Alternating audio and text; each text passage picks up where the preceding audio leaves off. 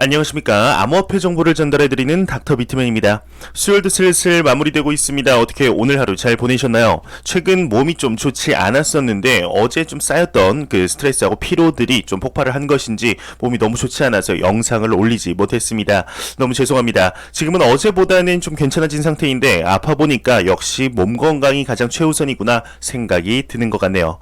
여러분들도 항상 몸 건강 먼저 챙기시길 바라겠습니다. 오늘 남은 시간도 잘 마무리하시길 바라면서 수요일의 마무리는 과연 어떠한 소식들이 반겨주게 될지 한번 보도록 하겠습니다. 최근 영상을 업로드하지 못하는 동안 암호화폐 시장에 많은 일들이 있었던 것 같습니다. 엊그제부터 암호화폐 시장에 반등이 찾아오면서 투자자분들의 투자 심리가 조금은 회복이 된 것 같은데 이런 상황 속에서도 부정적인 소식과 긍정적인 소식들 모두 나오고 있습니다. 요 며칠 상승이 찾아오기 전까지 암호화폐 시장은 그야말로 계속해서 하락하지 않을까, 아직도 바닥에 도달하지 않은 것일까 하는 공포감이 뒤덮인 상태였던 것을 부정할 수 없는 사실인데요. 이에 대해서 한 데이터 분석업체 에서 소식이 나왔습니다. 지난주 비트코인의 단기 보유자들이 손실을 역대 최대급으로 이제 이루어졌다고 합니다. 한번 내용 같이 보도록 하겠습니다. 암호화폐 분석업체 글래스노드에 따르면 지난주 비트코인의 단기 보유자가 무려 34.5억 달러의 역대 최대 순손실이 발생이 되었다고 합니다. 암호화폐 데이터 분석업체 글래스노드의 경우는 지난주 미국 달러화 가치로 사상 최대 규모의 순손실이 단기 보유자들에게서 발생을 했다고 합니다. 온체인에서 실현된 순손실의 경우는 총 34.5억 달러로 하나로 치면 3조 9천억 원에 달하는 엄청난 규모라고 하는데, 이와 반대로 장기 보유자들의 경우는 이익을 보고 있으며 장기 보유자들의 순손실 규모는 3억 8,300만 달러, 하나 대략 약 3,400억 원에 불과한 것으로 보고 있습니다. 시장을 이길 수 있으며 시장의 단기적인 변동성을 이길 수 있다고 믿는 투자자들의 손해가 훨씬 크다는 것을 보여주는 증거이지 않을까 생각이 드는데요. 항상 말씀드리지만 절대로 시장의 변동성을 맞추려고도 이기려고도 하지 않으셨으면 좋겠습니다. 이는 절대로 불가능한 일입니다. 이를 인지하시고 장기적인 관점으로 투자하시길 진심으로 바라보겠습니다. 이러한 상황 속 얼마 전까지 암호화폐 시장의 하락이 지속이 된 것일까요? 이제 기관 투자자들의 비트코인의 수요가 감소하고 있다는 내용이 나왔습니다. 이게 무슨 내용일지 한번 같이 보도록 하겠습니다. 똑같이 글래스노드에서 내용이 나왔습니다. 기관 투자자 비트코인 수요 감소세다 이야기를 하고 있습니다. 30일 디크립트에 따르면 글래스노드의 데이터를 인용했을 때 기관 투자자들의 비트코인 수요가 감소하고 있는 추세다 전했다고 합니다. 보고서에 따르면 그레이스케일의 비트코인 신탁의 거래 가격이 순자산 가치보다 낮은 수준에 계속 머물러 있다. 이는 비트코인의 자체를 매수하는 것보다 비트코인 신탁인 GBTC를 매수하는 게 훨씬 저렴하다는 의미라고 언급을 했다고 합니다. 뿐만 아니라 캐나다의 퍼포즈 비트코인 ETF 또한 수입 유입량이 감소하고 있다 이야기를 하며, 이러한 관점에서 기관들의 비트코인에 대한 수요가 감소하고 있다는 것을 의미한다 언급을 했다고 하는데요. 현재 이에 관해서 의견들이 많이 갈리고 있는 상황입니다. 현재 이와 같이 기관 투자자들의 수요가 줄어들고 있다는 의견들이 있는 반면에 불과 4일 전 내용입니다. 사진 자료에서 보시듯이 그럼에도 기관 투자자는 비트코인에 낙관하고 있다라는 내용과 더불어 이 내용은 이제 불과 일주일 전에 나온 내용입니다. JP모건 측에서 설문조사를 한 것인데 미 기관 투자자들 3명 중 1명이 비트코인에 대하여 쥐약이다 이러한 이야기를 한 것이죠. 얼핏 보시게 되면은 이제 안 좋아 보이는 내용이죠. 하지만 잘 생각해 보시면 3명 중 1명이 쥐약이다 이야기를 했다는 것이 무슨 의미일까요? 나머지 2명의 경우는 비트코인에 대하여 그리 나쁘지 않게 생각을 한다는 것이죠. 현재 이러한 상황 속에서 퍼드가 아닌 팩트에 집중을 해야 합니다. 실질적으로 기관 투자자들과 고액자산가들이 비트코인을 포함한 암호화폐 시장에 대하여 어떠한 스탠스를 가지고 있는지 제 영상을 보신 분들이라면 잘 아시리라 생각합니다. 엄청나게 많은 기관들이 암호화폐 시장에 투자를 하고 있으며 이에 끝나지 않고 사업 확장을 하고 있는 상태입니다. 말하려면 이 기관들을 다 말하려면 이제 3박 4일을 말해도 모자른 상태이죠. 암호화폐 시장의 내재 가치는 전혀 약해지지 않았다는 것 잊지 마시길 진심으로 바라해 보겠습니다. 이러한 상황 속에서도 긍정적인 소식들은 계속해서 나오고 있습니다. 참 오랜만에 나온 소식 같은데 비트코인의 대규모 이체가 발생을 했다고 합니다. 한화 약 973억 원 규모라고 하는데요. 내용 한번 같이 보도록 하겠습니다. 비트코인의 대규모 이체가 오랜만에 발생을 했습니다. 약 973억 원 규모인데 코인베이스에서 익명의 계좌로 움직임이 이루어진 것이죠. 암호화폐 트랜잭션 추적 사이트 웨일 얼렛에 따르면 한국 시간 30일 9시 7분에 한화 973억 원 규모의 비트코인이 코인베이스 주소에서 익명의 주소로 이체가 되었다고 합니다. 보통 암호화폐 거래소에서 익명의 주소로의 이체는 중장기 홀딩을 위한 움직임으로 보기에 그리 나쁘지 않은 소식인 것 같습니다. 정말 오랜만에 본 듯한 느낌이네요. 이런 소식과 더불어 방금 나온 거래소이죠. 글로벌 2위 암호화폐 거래소 코인베이스에서 소식이 나왔습니다. 앞으로의 코인베이스의 운영 방침에 대하여 이야기를 했다고 하는데 어떠한 전략을 구상하며 앞으로 나아가게 될지 한번 같이 보도록 하겠습니다. 암호화폐 거래소 코인베이스가 계획하는 새로운 전략이란이라는 이제 헤드라인이 멋지게 장식이 되어 있습니다. 미 대형 암호화폐 거래소 코인베이스의 경우는 향후 디파이 분야에 주력해 나아갈 방침을 발표했다고 합니다. 새로운 토큰의 심사 프로세스의 신속화나 암호화폐 관련 앱스토어의 제공과 사업의 새로운 글로벌화 등을 검토하고 있다고 하는데 코인베이스의 CEO이자 브라이언 암스트롱의 경우는 오늘 코인베이스에서의 탈중앙화 노력이라는 제목의 블로그를 포스팅하며 다음과 같이 설명을 했다고 합니다. 당사의 중앙 집권형 제품은 앞으로도 암호화폐 경제 성장에 중요한 역할을 해 나갈 전망이다. 그러나 탈중앙 집권적 경제 또한 큰 성장 분야가 될 것이다. 새로운 혁신이 암호화폐의 세계에서 도입되는 가운데 고객들에게 그러한 새로운 제품이나 새로운 기능으로의 접근을 제공하는 큰 기회가 찾아오고 있다. 언급을 했다고 합니다. 이 밑에 많은 내용들이 있지만 그리 중요하지 않아서 그냥 넘어가도록 하겠습니다. 현재 암호화폐 거래소는 앞서 나온 중앙 집권형 거래소와 탈중앙화 거래소로 나누어져 있습니다. 중앙 집권형 거래소의 경우는 여러분들이 흔히 생각하시는 빗썸, 코빗, 코인원, 코인베이스, 바이낸스 등 일반적인 거래소를 이야기합니다. 앞으로 디파이 분야에 주력해 나아갈 방침이라는 것이 이제 디파이 분야의 코인들을 많이 상장하겠다라는 의미가 아닌 중앙화된 거래소에서 벗어나겠다라는 의미로 들리는데요. 앞으로 암호화폐 시장이 제도권 안으로 들어가는 것이 눈에 보임에 따라 또 다른 도전을 하고 있는 것이 아닐까 생각이 듭니다. 코인베이스의 경우는 글로벌적인 암호화폐 거래소이기에 이러한 전략이 어떻게 진행되느냐에 따라 많은 거래소들에게 영향을 미치지 않을까 생각이 드는데 과연 앞으로 어떻게 발전을 해 나아가게 될지 한번 지켜보도록 하겠습니다. 최근 암호화폐 시장이 조금씩 회복을 하고 있는 상태이지만 얼마 전 큰 하락을 일으켰던 주요한 소식이 있습니다. 바로 중국의 채굴 금지 소식이었습니다. 이에 중국 채굴 업체의 90%가 폐쇄될 뿐 아니라 이러한 기조로 중국의 대부분의 암호화폐 거래소들 또한 문을 닫고 있는 실정이었는데 최근 중국의 채굴이 막히자 미국으로 이주를 하고 있다는 내용들이 나왔습니다. 이러한 소식과 더불어 미국의 마이닝 업체에서 소식이 나왔는데요. 비트코인의 채굴 장비를 무려 3만 대를 구입했다는 소식이 나왔습니다. 어떠한 내용인지 한번 같이 보도록 하겠습니다.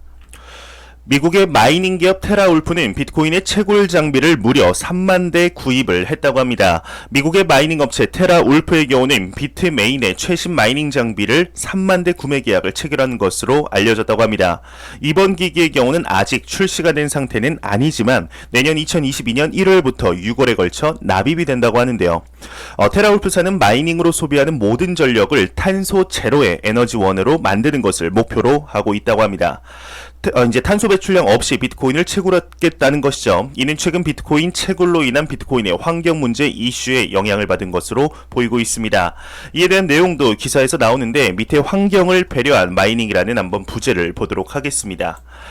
많은 암호화폐 회의파가 이제 암호화폐 별로 안 좋아하는 비판론자들이죠. 이 비판론자들이 비트코인에 반대하는 주된 이유가 바로 방금 언급한 마이닝이 대량의 전력을 사용해 환경을 파괴한다는 것이죠. 미국의 뉴욕주의 경우도 환경상의 우려로 이제 화석 연료율의 전력을 이용한 암호화폐 채굴을 제한하는 법안이 주 상원을 통과하는 등 강력히 단속하려는 움직임이 보이고 있습니다.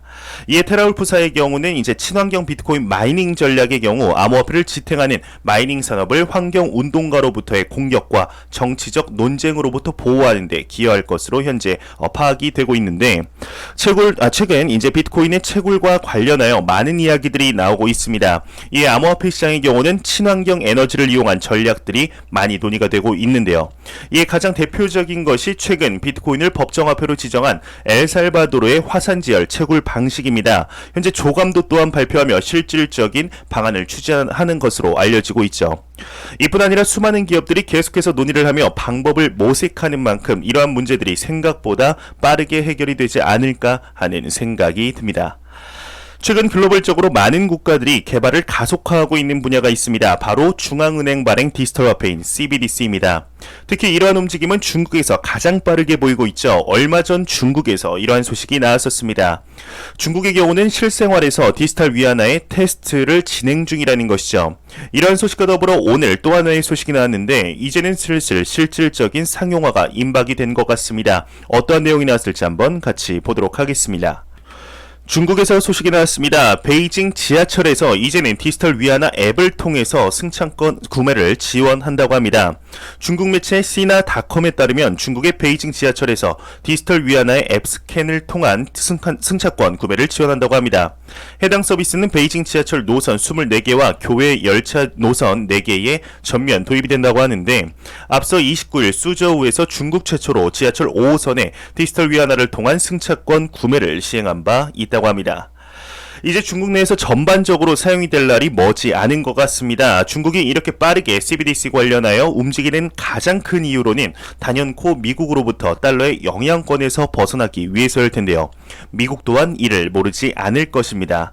여러분들은 디지털 위안화의 최종 목적지가 무엇이라고 생각을 하시나요? 중국의 인민은행의 경우는 지난 4월 이에 대해서 이렇게 이야기를 했었습니다. 디지털 위안화는 미달러화를 대체할 목적이 없다 이야기를 했었는데 그러면서도 이러한 내용은 확실하게 또 이야기를 했었습니다. 목표는 시장의 선택을 통해 국제 무역과 투자를 촉진하려는 것이다 라며 확실하게 목적을 이야기를 한 것이죠. 여기서 주목해야 할 것이 이제 국제 무역, 즉 글로벌 영역이라는 것입니다. 전자상거래 등 해외 경제 협력 확대를 하면서 관련 법이 정비가 될 경우 디지털 위안화가 국경 간 무역거래 지불 결제 수단과 글로벌 투자 등에 사용될 수 있도록 하겠다라는 것이 중국의 목표인 것이죠. 한마디로 디지털 위안화의 국제화를 통해 달러의 패권에 도전하겠다라는 것이며 이것이 미국의 가장 큰 우려인데요.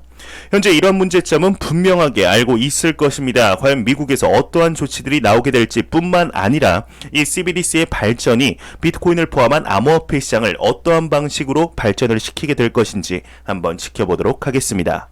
현재 글로벌적으로 암호화폐 시장의 발전에 따라서 세계 각국에서 유의미한 움직임들이 나오고 있습니다. 특히 이러한 움직임들은 우리나라에서 가파르게 지속이 되고 있는데 오늘 또한 우리나라의 암호화폐 주무부처로 지정이 된 금융위원회에서 소식이 나왔습니다. 어떠한 내용이 나왔을지 한번 같이 보도록 하겠습니다.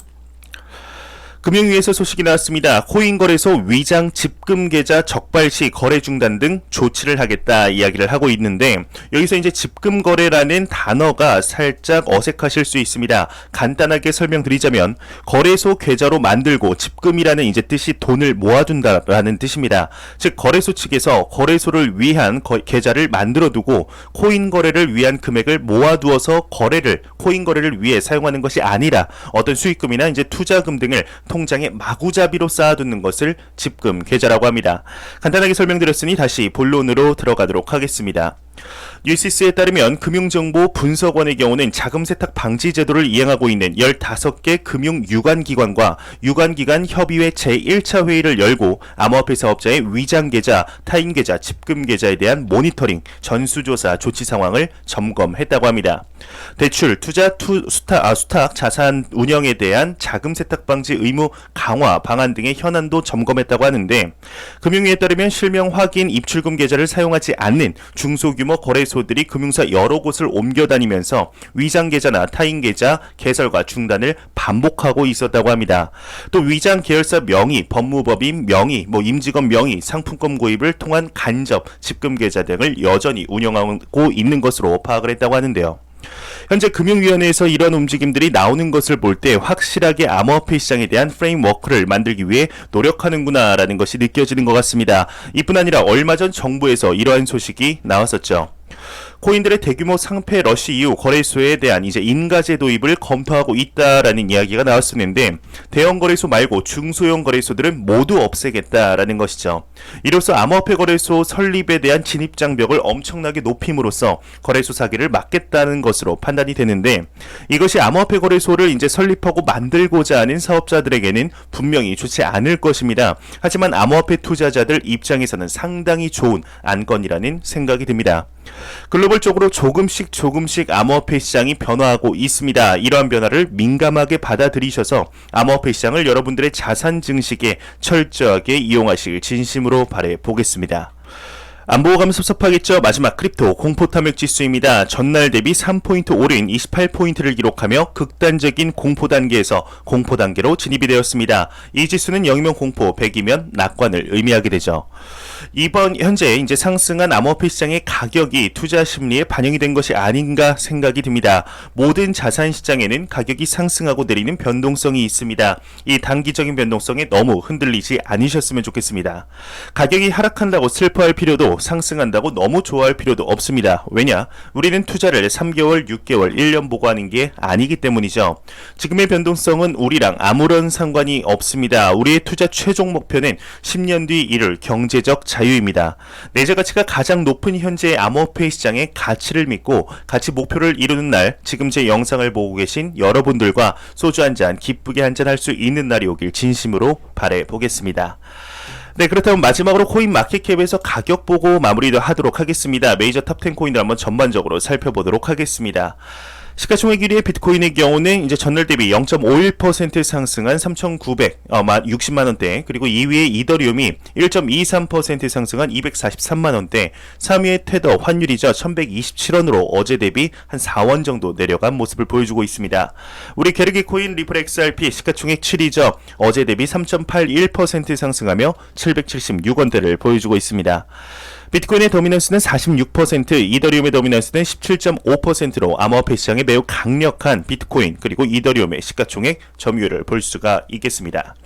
제가 준비한 소식은 여기까지입니다. 영상이 도움이 되셨다면 구독과 좋아요 그리고 광고 한 편만 처음부터 끝까지 시청해 주시기 바랍니다. 이 채널은 오직 광고 수익으로 운영이 되게 됩니다.